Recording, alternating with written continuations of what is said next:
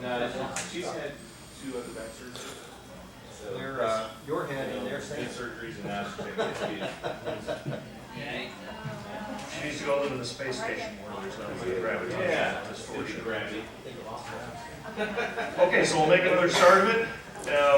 Welcome to North Texas Church Freethought, starting a few minutes late here, but at our different locations. And by the way, after this, we're back to Sheridan, so we shouldn't have a problem. So the only thing about maybe a few people not being able to make it today is that we all have to put twice as much into the little rainbow boxes to make up for that. Can you see the screen okay? Did we get that set up pretty well? I'm going to be standing over my head in front of things if I can avoid it. My head is that big, but anyway.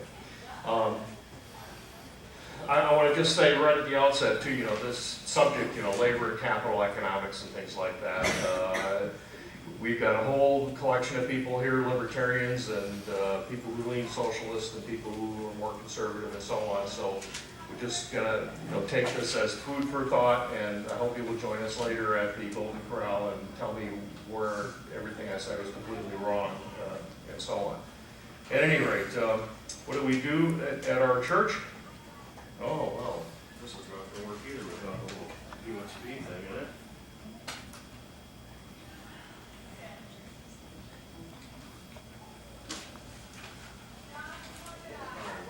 Okay, so as we like to say, we do religion right. This church started years and years ago. What is this, 17, 16 years ago or something, because some people got together, myself and some others, and we said, there's really nothing wrong with what churches do. If they just took on all that supernatural stuff, get together and talk about things that matter to you.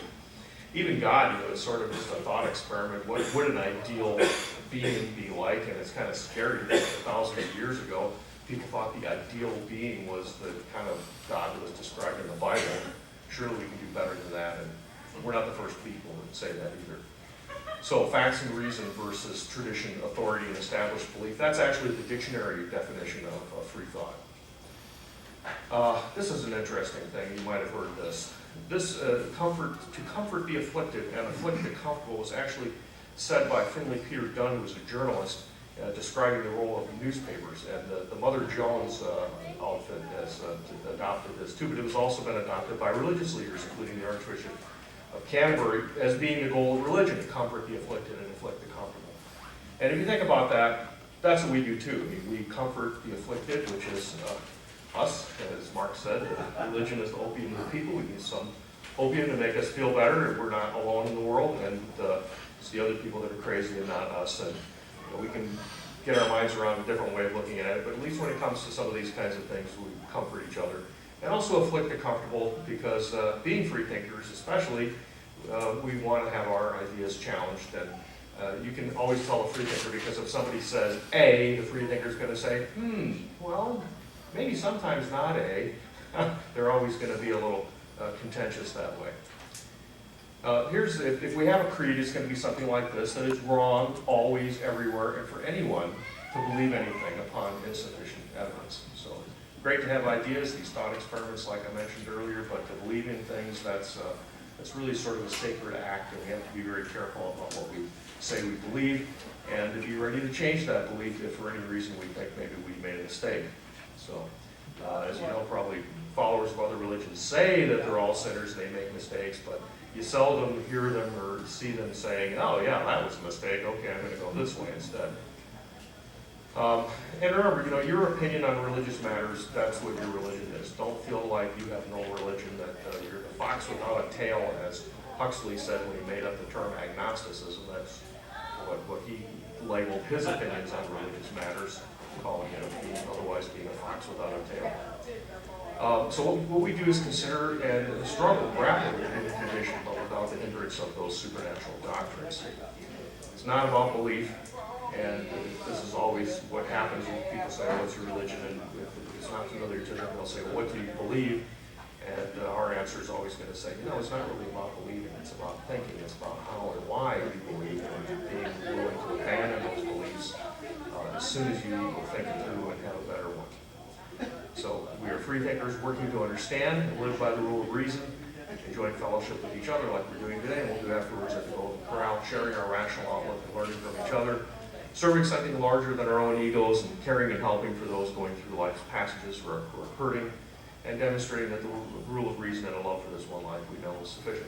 By the way, at Life's Passages, we've had like 3 or 4 couples get married in the past 4 months or so, calling me up and saying we need somebody to say magic words for us, and so give them the kind of event experience that they want. So that wouldn't be there without our church. Next service is going to be October 2nd. We're going to be back at the Sheridan. Remember, over on the southeast corner of 114 and Esther's. Lunch later at the Golden Corral. I think it looked like there's enough teens to get together. Maybe they'll go see a movie or something. And if you hear some noises, those are the kids. And that's what we're doing too. We've got kids who are learning that they're not freaks. They're other people that look at these religious questions and claims and so forth in a rational way. Also, we're always in need for volunteers, starting with right at the end of the service, getting everything packed up so that we can join you over at the Golden Corral. And also keep in mind our band is all volunteer. Scott is not here, Scott Williams is not here today, but we have the rest of the band, and they're just here because they love it and they love us, and so I think you'll love their music as well. So right off the moment of science, in 2002, there was a report in the New England Journal of Medicine, one of the big flagship journals of medicine. It turned out this lady needed a kidney transplant. When her doctors went to tissue type her relatives for possible matches, they found something impossible. They found that one of her sons had inherited an HLA, which is a human leukocyte antigen. It's just part of the histocompatibility complex. But he inherited a type that she didn't have, and his dad didn't have either. So that would be inheriting like brown eyes from a blue-eyed mother, blue-eyed parents. How could that be? Well, it turns out that this lady was found to have a second cell population composing her body, cells scattered around in her tissues, that these cells could only have come from a second egg that had been produced by her mother and fertilized by a separate sperm from her father, which just happened to have an X chromosome too, so she was clearly just a normal woman. But these 2 fertilized eggs had combined into one embryo, which grew into this woman. So if you went to sequence your DNA, you would find 2 completely different sequences, one for each of the 2 genetically distinct cell types of which she's composed. Well, it turns out that, and remember, this is just discovered by chance. This lady was not made in a lab, was not the product of in vitro technology. It was just, boom, we just happen to need a kidney transplant. It makes you wonder, are there some of us that are like this too? And it turns out that similar genetic aberrations, and we call them aberrations because it's out of the ordinary for us, but is it really an aberration? We call them chimerisms and mosaicisms, and these have been found because of the chance application, really, of modern methods of genetic analysis. Nobody would have known this except for this lady needing a kidney transplant and having these tests. So it's just something that happens sometimes. Scientists have managed to deliberately do what nature does by mistake. We can ask ourselves, is it really a mistake? It's just something that happens. And the scientists can do it by just combining the early embryos, and they even have made animal chimeras with 4 parents and interspecies chimeras by injecting stem cell type cells into, like they take rat cells and inject them into a mouse embryo and vice versa, and they get mice with rat tissue in them and or rats with mouse tissue in them. So I don't know, can we expect as much of an uproar about this as cloning when it finally appears on the radar screen in the popular culture? I don't know, but certainly does make you think. Certainly a moment of science that's worth thinking about. And here's really the lesson, that there's always more to the world and to ourselves than may be apparent. Of course, we recognize telescopes and microscopes as being new tools that have allowed us to explore things about the universe that we couldn't before, but this little bottom picture there, gel electrophoresis on DNA, analyzing DNA, that's something, a simple lab test that also shows us pictures of some part about the world we wouldn't know about otherwise. So the lesson is, though, that it may take a generation or more for us to learn and become accepted that we are not our protoplasm. For if 2 people can develop from 1 fertilized egg, identical twins, and then if 1 person can develop from 2 fertilized eggs, these are kids exploring, I think. What's behind that door? So if 1 person can develop from 2 fertilized eggs, like this woman here, then how can fertilized eggs be people, as some say? Our DNA may determine how our bodies develop and function, but once we're here and our cells and tissues are doing what they're doing, that's, it's not the protoplasm that makes us who we are. So that's kind of a moment of science for today. Now we're going to have some music, I think, huh? It's a good time to sandwich that in there. Otherwise, it's just me talking the whole service. Dan's got two great songs. Which one are you going to start with? The Lennon or the, okay. So I'll explain what this is. Our second song, lyrics to our second song are actually on the back side, page 2 of the bulletin. So, but with this one, you just enjoy and listen to John Lennon. This is, when we were told that the topic was labor, as it often is in September. This is a labor ditty.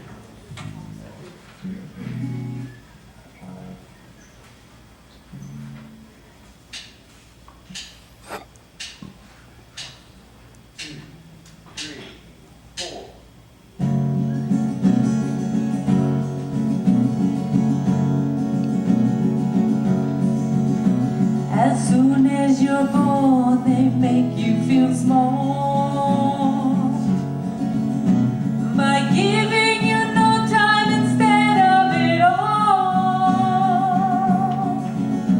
till the pain is so big you feel nothing at all. A working class hero is something to bear. A working class hero is something to bear. They'll hurt you at home and they'll hit you at school. They hate if you're clever and despise a fool. You're so fucking crazy you can't follow their rules. A working class hero is something to bear. A working class hero is something to bear. They tortured and scared you for 20 odd years. Then they expect you to pick a career.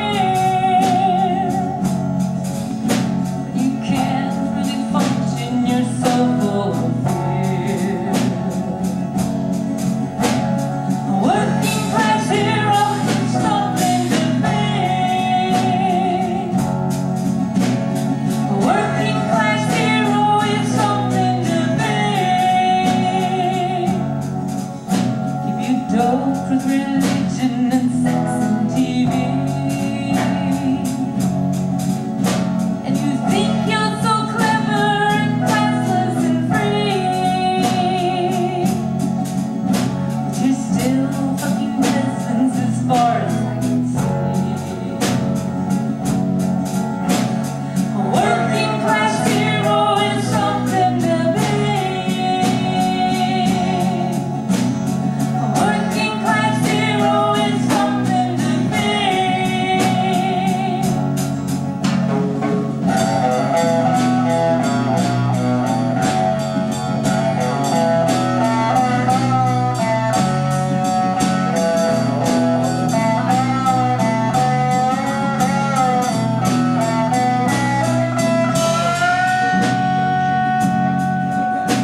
There's room at the top and they're telling you still. But first you must learn how to smile as you kill. You want to be like the folks on the hill. A working class hero is something to bear. A working class hero is something to bear. A working class hero is something to bear. Want to be a hero, will just follow me. You want to be a hero, will just follow me.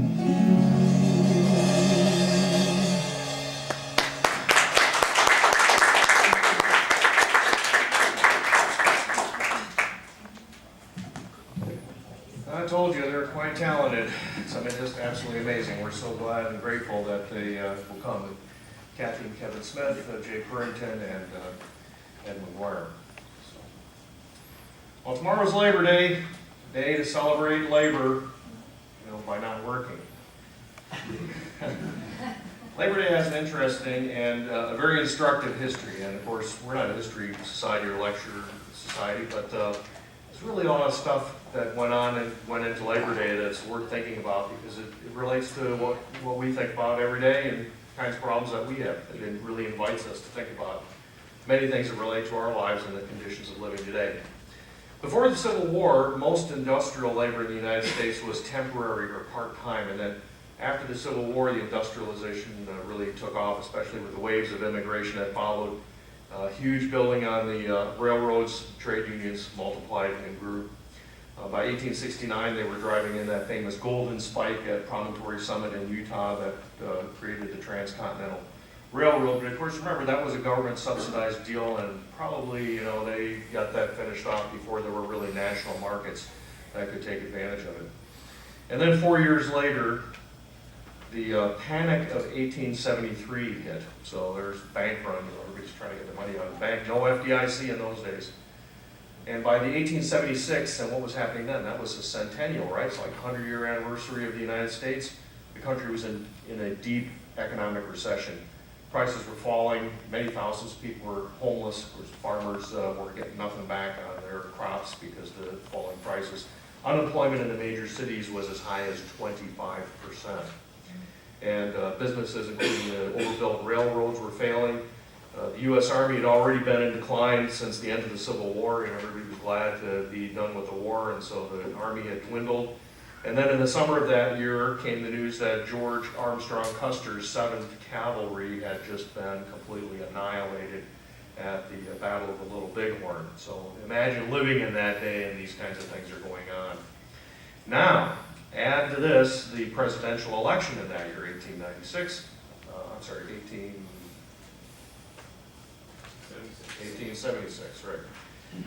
right.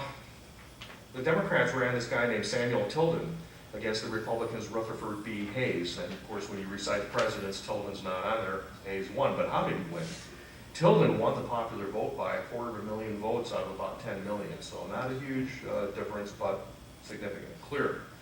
But there were 20 votes in the Electoral College that were disputed and that would decide who would be the president. And this went on for months of them, people haggling and struggling about this. And the disputed votes were finally given to the Republican, Hayes, in a deal that involved ending Reconstruction. That's really what the South wanted. And as you see, the disputed states were down in the South there.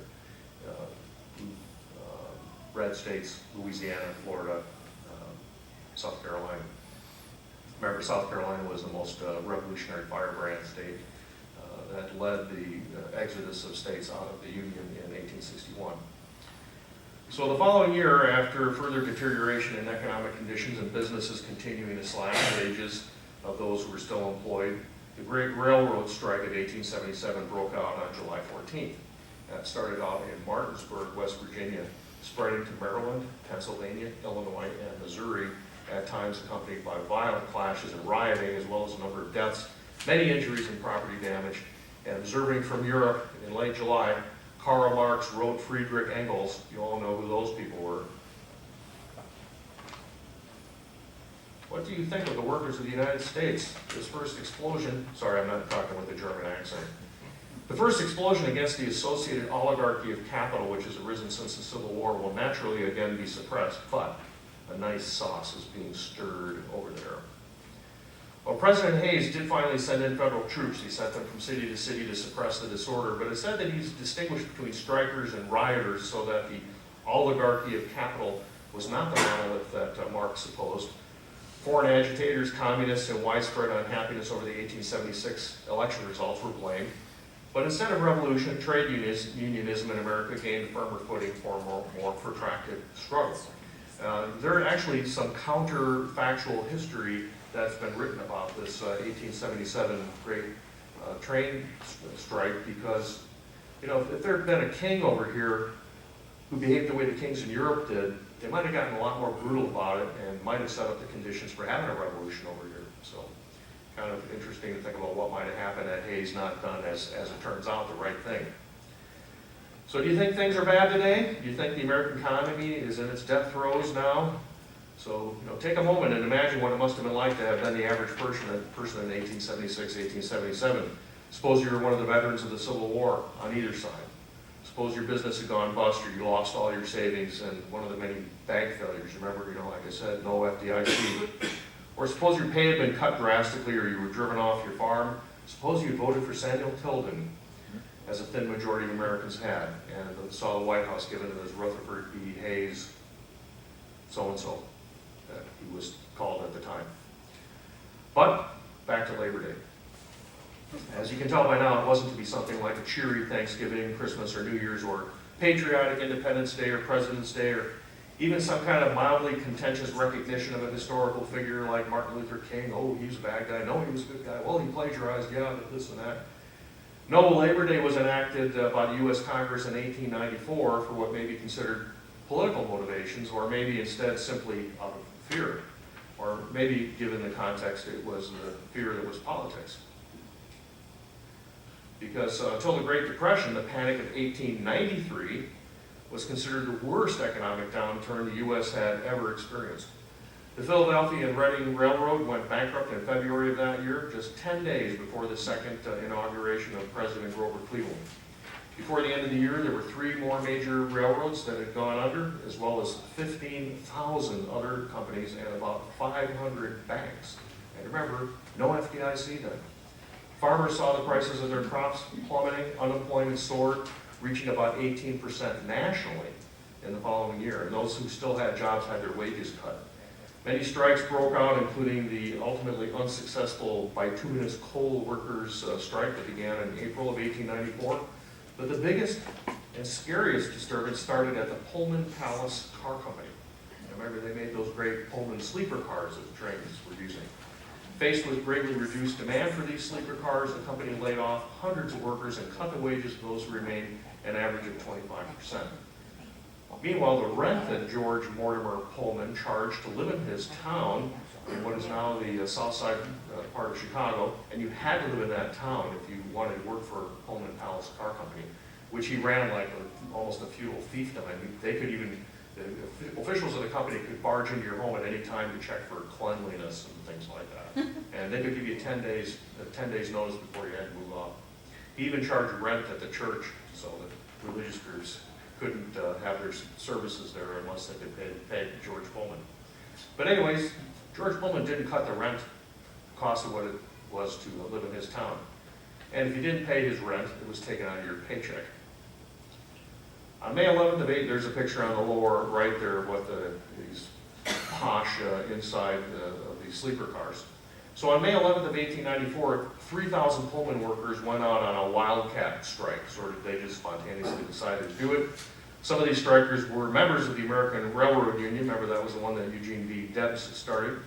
And on June 26th, many of the ARU workers refused to let any train with a Pullman move, unless it also had mail cars. They didn't want to get in trouble with the federal government by interfering with the mails. They knew that would cause problems. Meanwhile, the railroads got together and said they would fire anyone who refused to move the rail cars. And Debs, who I mentioned earlier, responded by saying that if any switchman refusing to move Pullman cars were fired, that everyone in the union would walk off their jobs. So, by June 29th, 50,000 people had done that, walked off their jobs. Shortly after, none of the trains west of Chicago were moving. The Attorney General of the U.S., a guy named Richard Olney, requested President Grover Cleveland to send in federal troops to break the strike, and Cleveland said he would only do so if the governor of Illinois, a guy named John Peter Altgeld, unless he requested. But Altgeld felt that the government's role was to keep order if needed and not to take sides in the dispute. And I'll tell you a little more about Altgeld in a minute. So Olney, the Attorney General, got a federal injunction on July 2nd declaring the strike illegal. And the next day, Cleveland sent in federal marshals and 12,000 federal troops. And by the end of the whole business, about 13 strikers have been killed and millions of dollars of today dollars property damage have been done. So that was quite a lot. Now, in the midst of all this, while this is happening, 1894, remember, was an off-year election. Cleveland and his party, the Democrats, made it a priority to try to appease the labor movement. And so they rushed legislation through the Congress to create the federal holiday of Labor Day. Right while this is happening. Well, it's depressing. Yeah, and they made it for the first Sunday in September, and first Monday in September, and that's telling as well. I'll get to that in a minute. The measure was signed by Cleveland just 6 days after his troops had broken the strike. Now, the date was chosen on the basis of that early September being the first large observation of a day honoring workers sponsored by the Central Labor Union of New York on September 5th in 1882, some years earlier. But they were definitely getting out in front of things to prevent the adoption in the U.S. of the Labor Day observed in other countries, is still in other countries today, the International Workers' Day or May Day. There's Cleveland, and there's a big parade of Labor Day celebration. May Day subsequently became strongly associated with socialism and communism, and there were fears of Bolshevism in the United States after the formation of the Soviet Union that some civic leaders began organizing observations of Americanization Day on May 1st. So now we're in the 20th century, beginning in 1921. Congress went on to make May 1st a legal holiday, although not a federal holiday. You may not even know this. Designated Loyalty Day. They did that in 1958, 4 years after the Under God was shoehorned into the Pledge of Allegiance. So anyways, May Day was really made in America.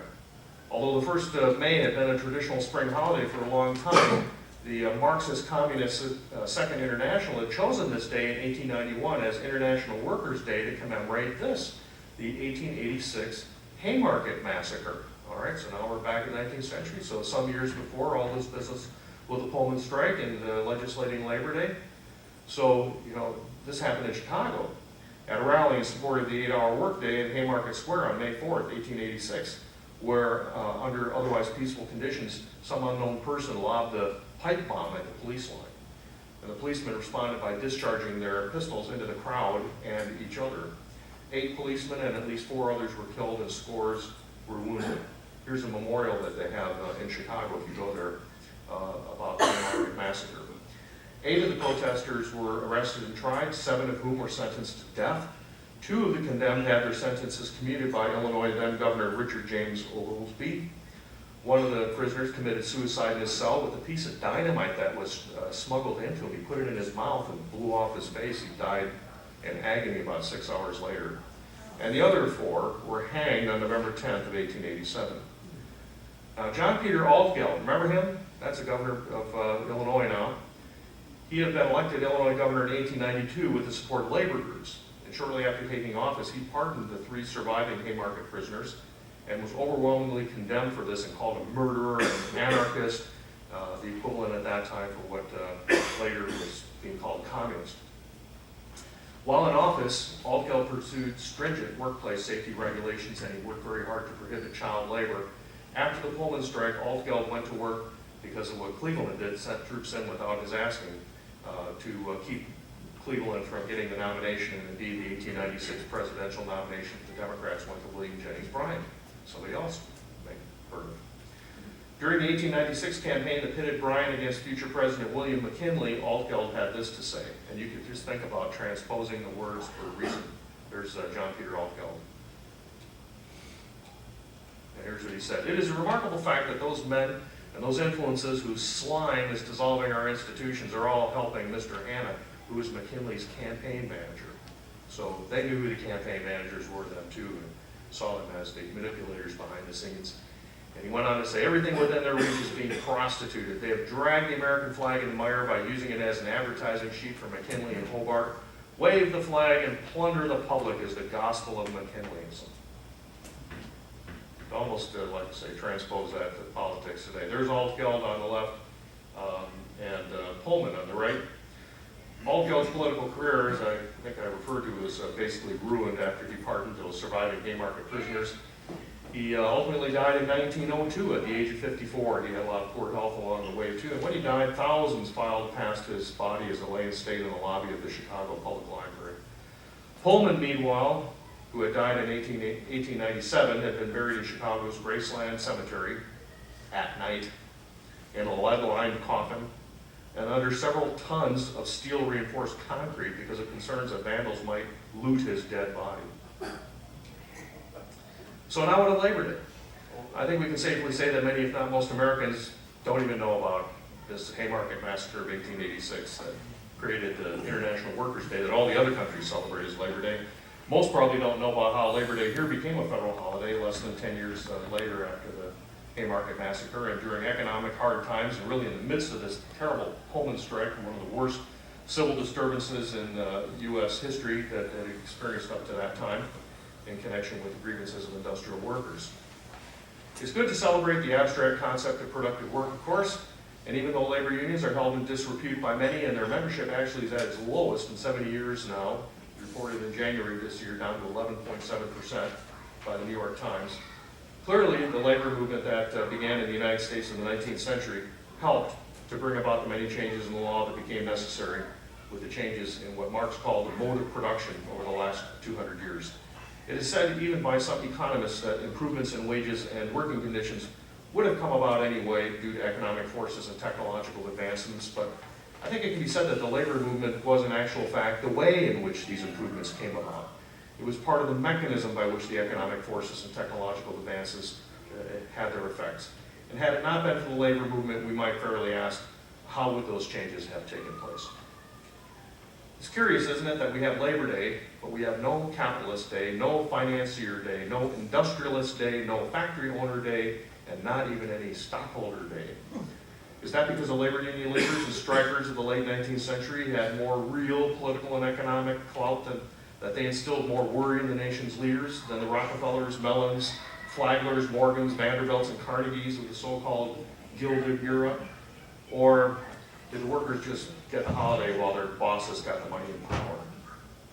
Was Labor Day a sign that the grievances of those who work for wages were now to be taken seriously and properly addressed? Or was Labor Day only intended, and did it succeed, in distracting and pacifying industrial workers so that their employers could continue business as usual? Well, those questions take us into contentious controversies like other big controversies going on. And as with many things of this kind, there probably are not any definitive answers, especially because different people had different intentions, different expectations, and different hopes and fears for the future. People forget that this is true of almost every law that's passed. They're all voting for it, but not for the same reasons. And that was true even when the U.S. Constitution and the Bill of Rights were written and made law. So perhaps it is better, at least for now, to say simply that Labor Day is a celebration of many benefits of productive work, both for society generally and for us as individuals. It's a celebration of the dignity of all kinds of labor and accomplishment, and of human beings putting their hearts and their minds, their hands and their backs, their sweat and toil, and even their frustrations and disappointments into realizing something better than had ever existed before, whether it's just one more day of surviving or some new and important innovation. So, happy Labor Day. Let me, how are we doing on time, by the way? Give Charlie my clock. 11:11. Oh, so we're moving right along then. Okay, so this is not an economics class either, right? What does labor and capital have to do with church and religion? Why would we talk about this? Well, religions deal in economics pretty heavily and always have. The Bible talks about rents, interests, debt. And certainly we know that this is where the famous blue laws came from, right? Where you weren't supposed to work on Sunday.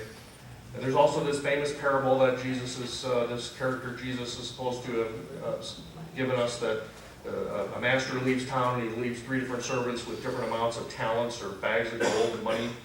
And then we got things like Jesus telling his followers, sell all you have and give to the poor. I mean, what kind of a understanding of economics did Jesus have? If everyone sold all they had, who would be doing the buying? What would happen to prices if everybody just sold all they had?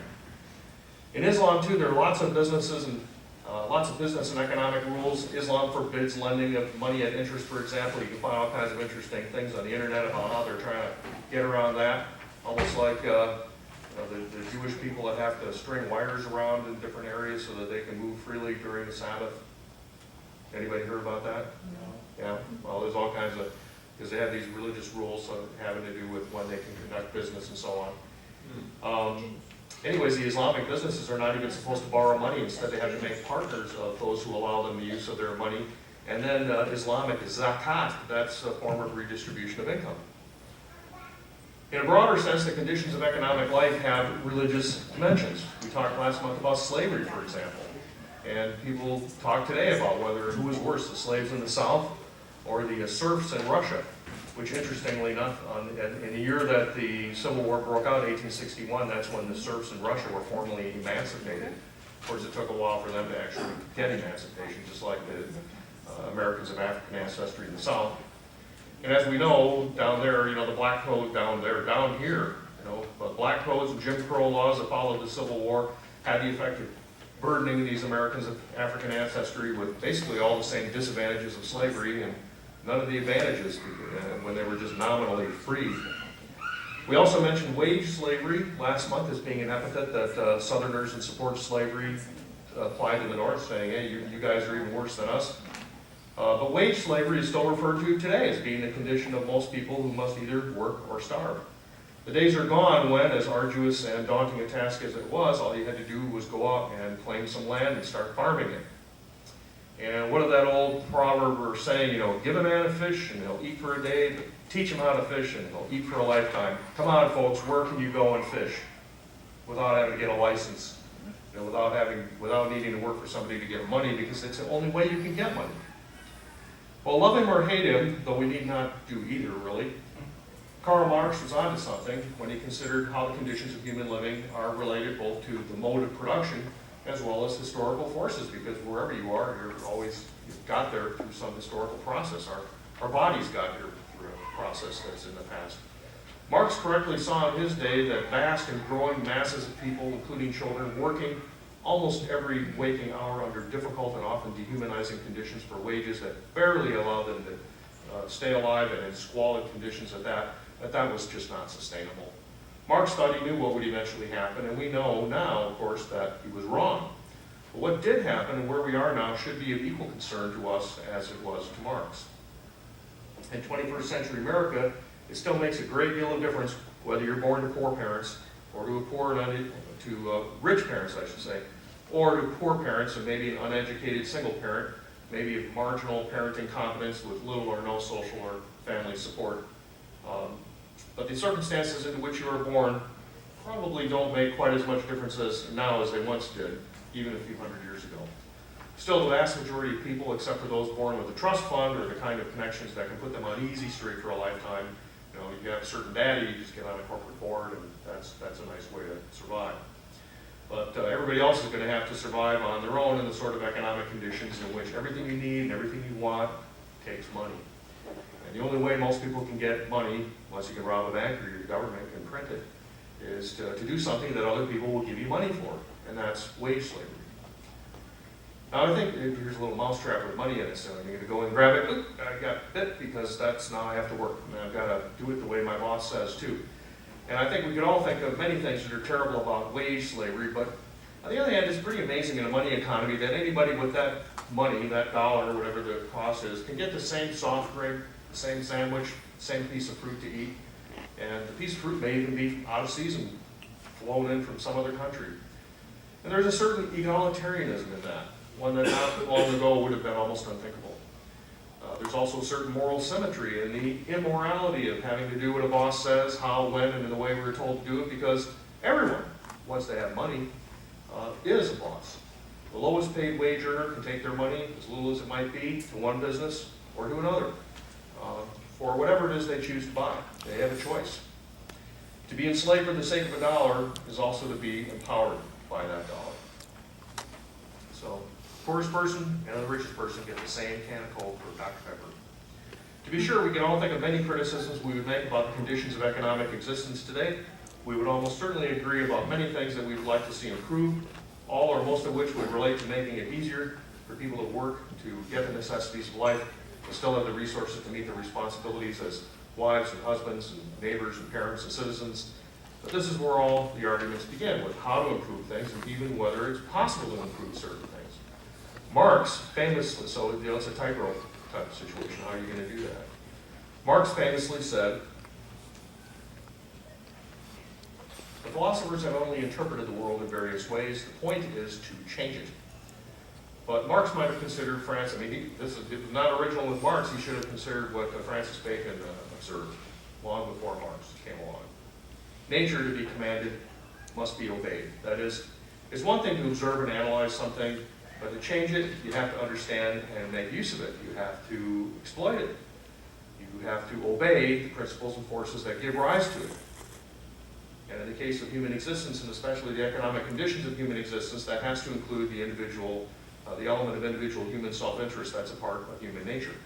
So nature to be commanded, and also human nature to be commanded, must be obeyed. And I think this gets us really close to the crux of controversies over capitalism versus socialism. And whenever we find things to complain about, whether it has to do with the conditions of human economic existence or anything else, we have to remember to ask, compared to what?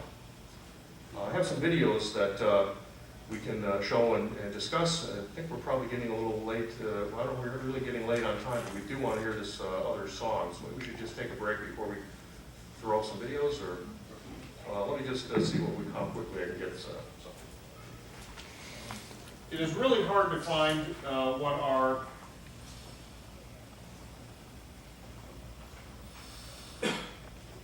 dispassionate or unbiased things on the net about economics and these kinds of issues, because everybody seems to have an issue, they seem to have an axe to grind, and maybe many of us do as well. Seeing all my past stuff, I should have just deleted all the stuff I didn't want.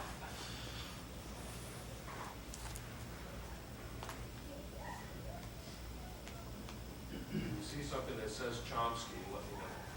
Here it is.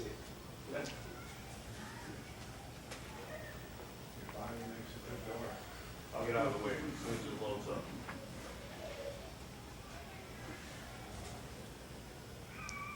Part of the problem with capitalism versus socialism, too, when you read about this, is that it's just like religion. You know how if you criticize Christianity, a good Christian is going to say, "Oh, that's not Christianity. Those aren't true Christians," right? It's the old philosophical thing, as they call it, no true Scotsman. I don't know why it's not starting.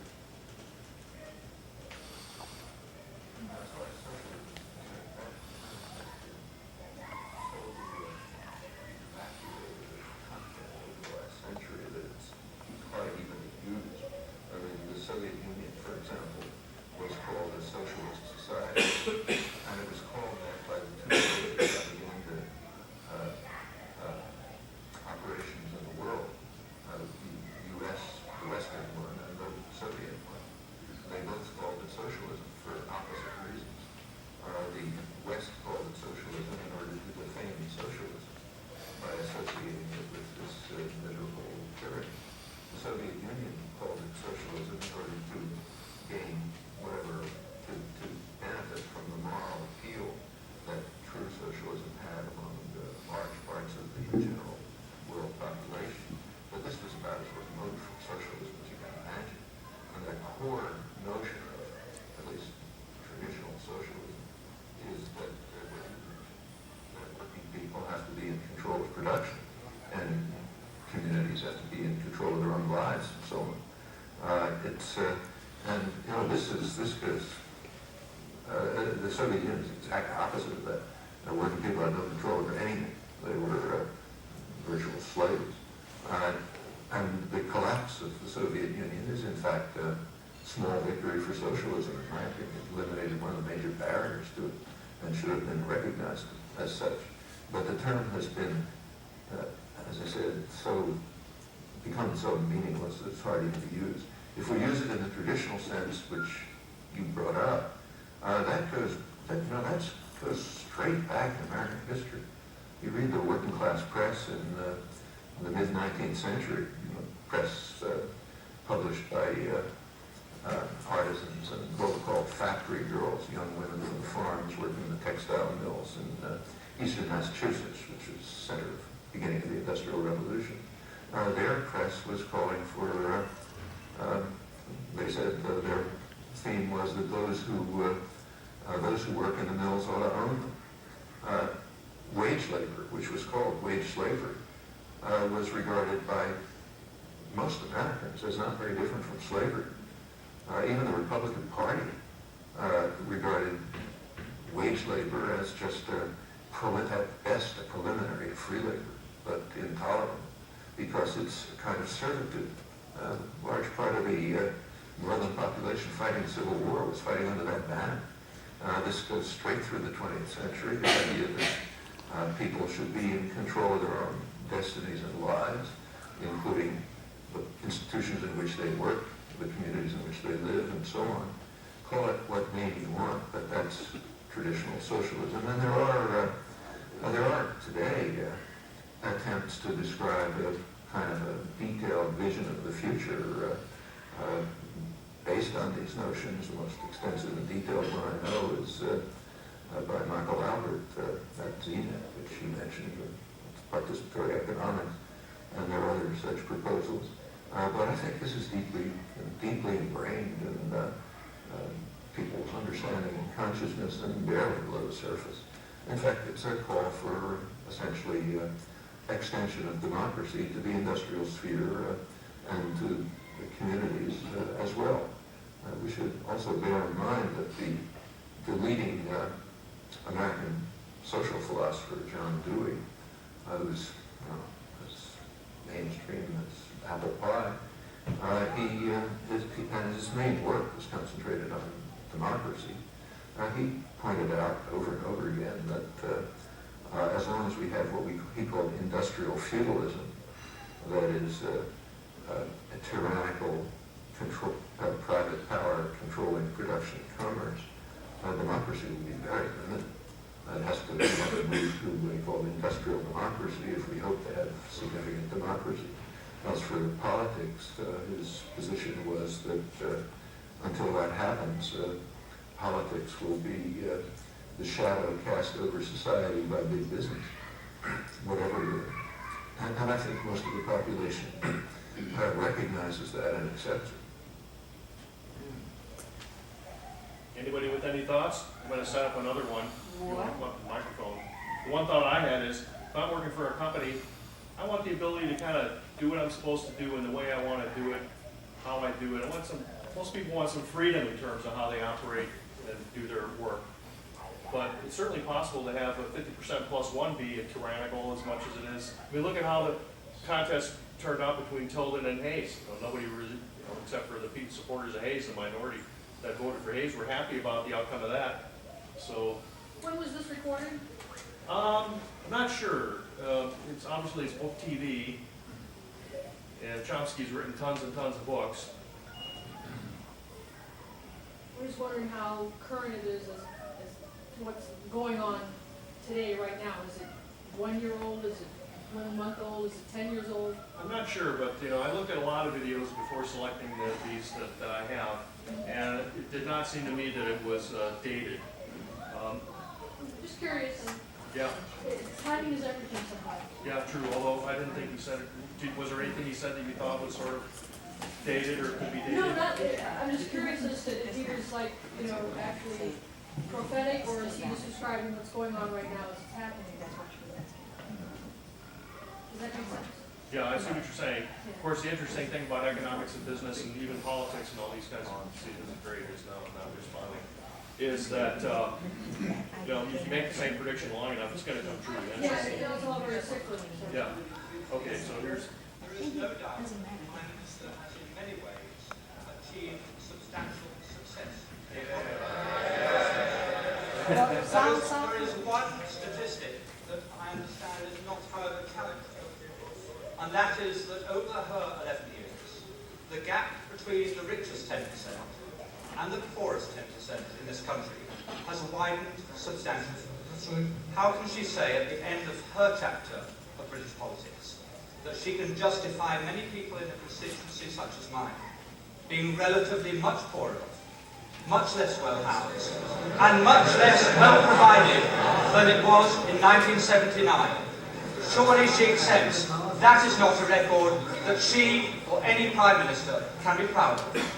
Mr. Speaker, all levels of income are better off than they were in 1979. But what the honourable member is saying is that he would rather the poor were poorer, provided the rich were less rich. That way you will never create the wealth for better social services than we have. And what a policy! Yes, he would rather have the poor poorer, provided the rich were less rich. That is the liberal policy. Yes, it came out, he didn't intend it to, but he did. I give way to the honourable gentleman. I'm extremely grateful.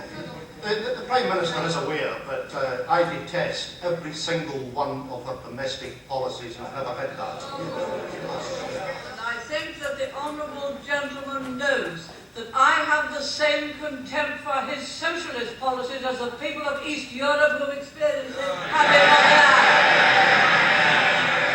I think I must have hit the right nail on the head when I pointed out that the logic of those policies are they'd rather have the poor poorer. Once they start to talk about the gap, they'd rather the gap was that. Down here.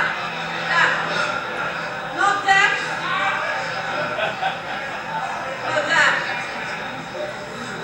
So long as the gap is smaller, so long as the gap is smaller, they'd rather have the poor poorer. You do not create wealth and opportunity that way. You do not create a property-owning democracy that way.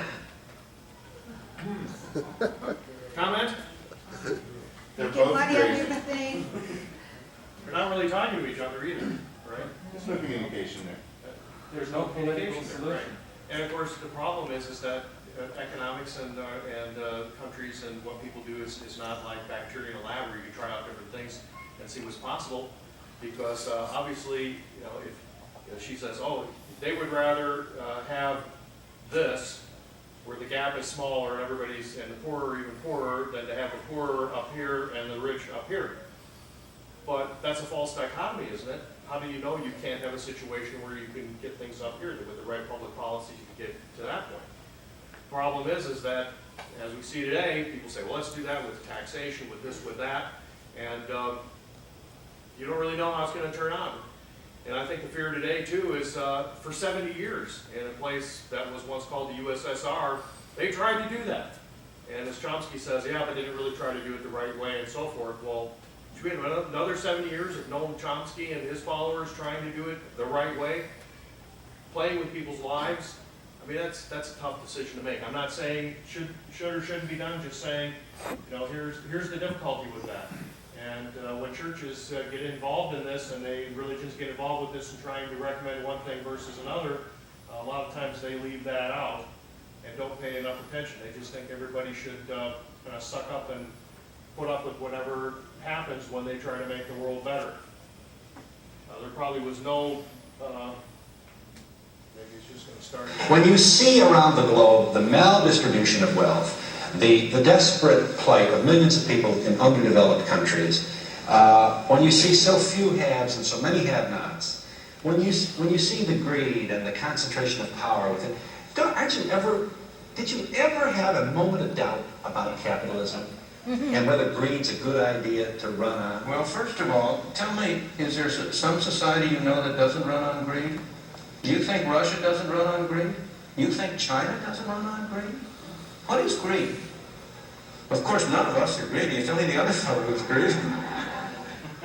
The world runs on individuals pursuing their set interests. The great achievements of civilization have not come from government bureaus. Einstein didn't construct his theory under order from a bureaucrat. Henry Ford didn't revolutionize the automobile industry that way. In the only cases in which the masses have escaped from the kind of grinding poverty you're talking about, the only cases in recorded history are where they have had capitalism and largely free trade. If you want to know where the masses are worst off, it's exactly in the kinds of societies that depart from that.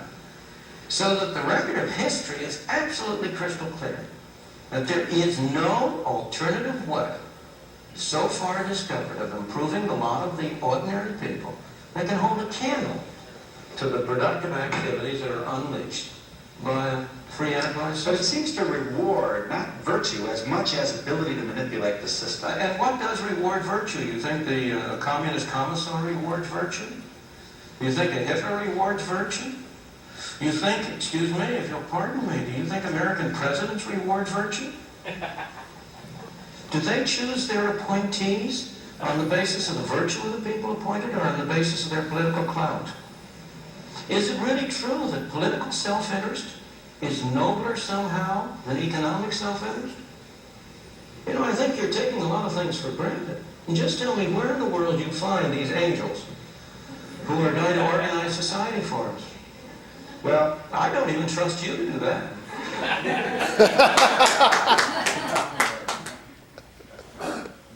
You know, and that's the point. He says, nothing so far discovered. But suppose somebody gets up tomorrow and says, well, they're doing it all the time. Hey, I've discovered a way to make everybody happier and eliminate income disparities and all this kind of thing, but then who are they going to experiment on?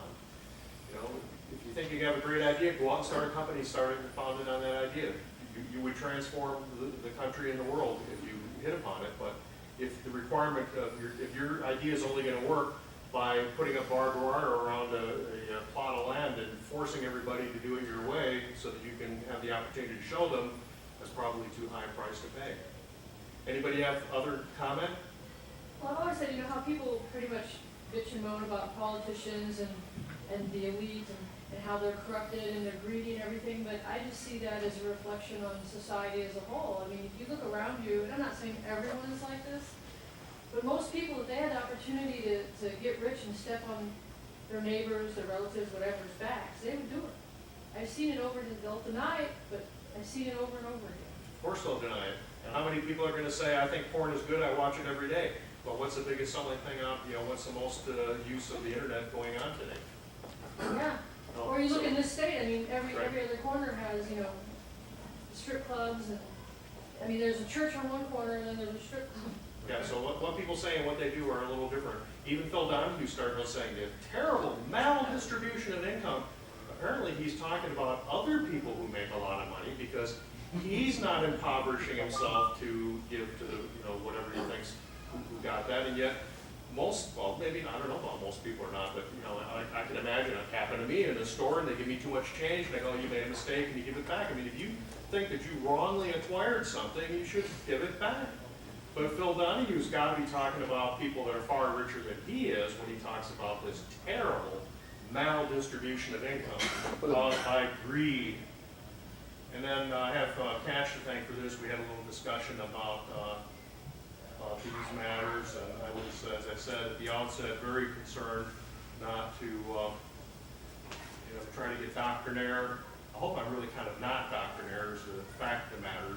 Back then, yeah. Those were simpler times, I think. I just feel like we may be going back to that, by the way. But in a way, good, because when I read things like the foundations of capitalism are shattering, I'm like, maybe we need that. Maybe we need some time where we're walking around with a donkey with pots playing on the sides. You think it would just bring us back to reality? Yeah, because everything is amazing right now, and nobody's happy. Like, in my lifetime, the changes in the world have been incredible. When I was a kid, we had a rotary phone. We had a phone that you had to stand next to, and you had to dial it. Yes. You don't realize how primitive, you're making sparks in a phone, and you actually would hate people with zeros in their numbers, because it was more, like, oh, this guy's got 2 zeros, screw that guy. And then if they called and you weren't home, the phone would just ring lonely by itself. And then if you wanted money, you had to go in the bank when it was open for like 3 hours. You had to stand in line, write someone check like an idiot. And then when you ran out of money, you just go, well, I can't do any more things now. I can't do any more things. That's it, yeah. That was it. And even if you had a credit card, the guy would go, oh, and he'd bring out this whole chunk, and he'd write, but you have to call the president to see if you have any money. It's all through kids. You have to call the president, yeah. It was ridiculous. Yes. Do you feel that we now, in the 21st century, we take technology for granted? Well, yeah, because now we live in an amazing, amazing world, and it's wasted on the crappiest generation of just spoiled idiots that don't care, because this is what people are like now. They got their phone, they're like, it won't. Give it a second. It's going to space. Can you give it a second to get back from space? Is this thing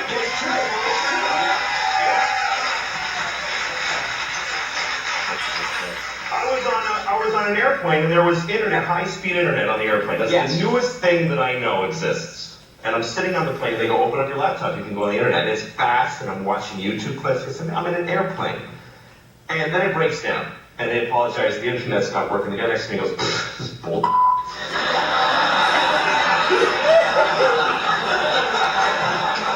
how obviously the world owes him something he knew existed only 10 seconds ago.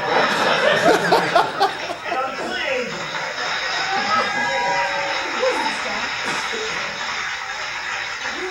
flying is the worst one because people come back from flights and they tell you their story.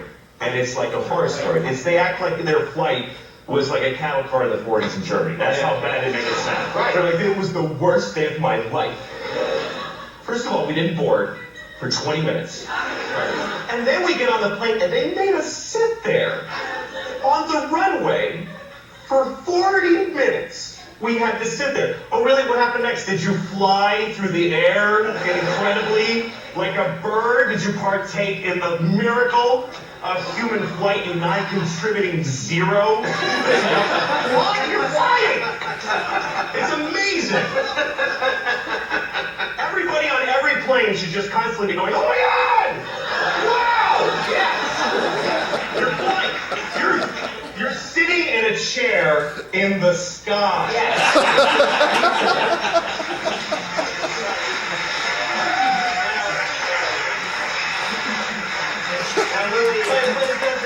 It doesn't go back a lot. And a chair really. Here's the thing. People they say there's delays on flights. Delays, really?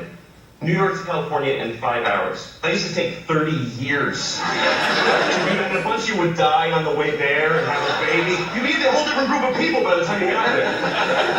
Now you watch a movie and you take a dump in your home. Nicer way to say it than that, but yeah.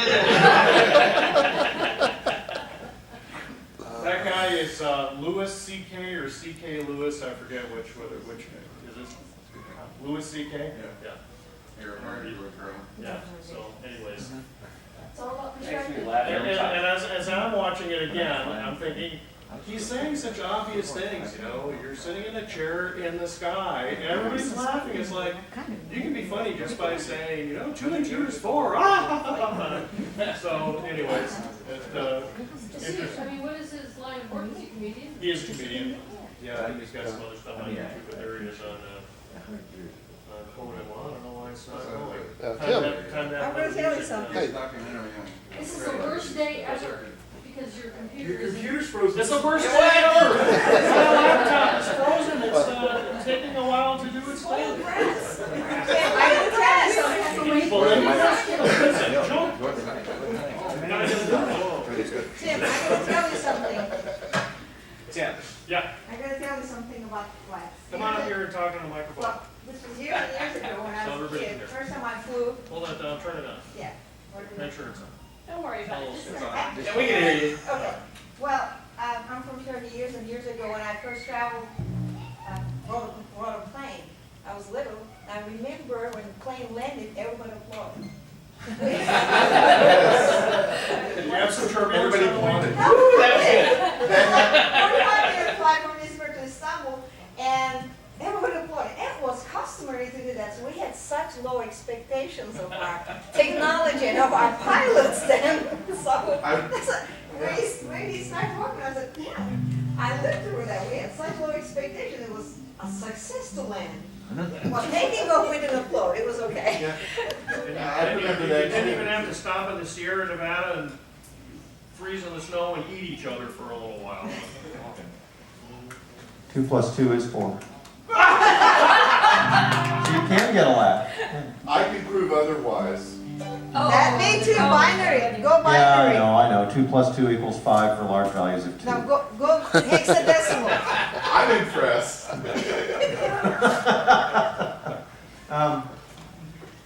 Where's the on switch on this thing? It's loud enough. Okay.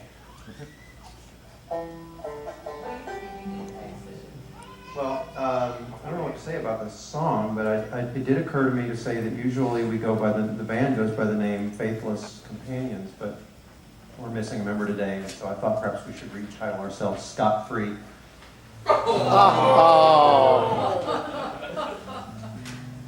They're going to tell him that, you know. I remember when I said the lyrics on of the song video. are page 2 of the bulletin. Yes. So, this is just a little bluegrass tune about haves and have-nots, I guess.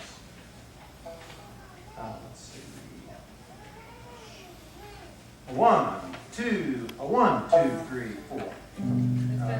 Yeah. 1, 2, a 1, 2, 3. You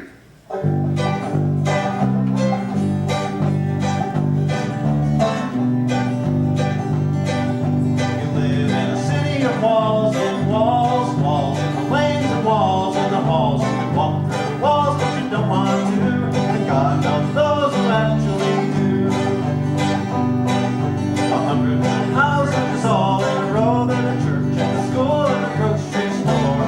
Boys in the front yard, girls in the back, Negroes and the poor whites down by the track. Women in the houses, men in the streets. Women in their dresses, men in their sheets. Professors in between like Oxford dons. Watch blue-eyed farm boys mow their lawns. Asians bought the old grocery store. Black folk don't shop there anymore. Mexicans bought the old grocery store. White folk don't shop there anymore. No more crackers at your front door. Burn your dollar on your factory floor. Good men out in the heat of the sun, but don't let your daughter marry one. Walls made safe by the cops on the beat. Beggars making new walls on Wall Street. Farmers on the tractors all forlorn. Little green men making patterns in the corn. God's in the temple and the mosque and the church. Sunday school lessons with a rod and birch. Nuns in the monastery safe and sound. Jews in the ghetto with a wall all around. Berries in the garden and the meadow and the dell. Spirits in the attic and the cellar and the well. Toss in a penny and make the wish. Toss another dollar in the offering dish. Sorted by your color and your money and your lies. Over your heads the blue and white skies. The rain and the sun fall everywhere. They haven't figured out how to put a wall there. You live in a city of walls and walls, walls and the lanes and walls and the halls. You can walk through the walls, but you don't want to. God knows those who actually do.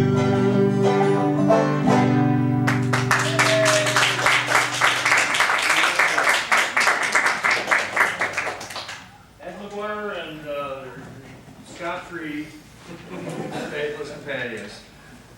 .com. .com. And that's mentioned, and that's in the bulletin too.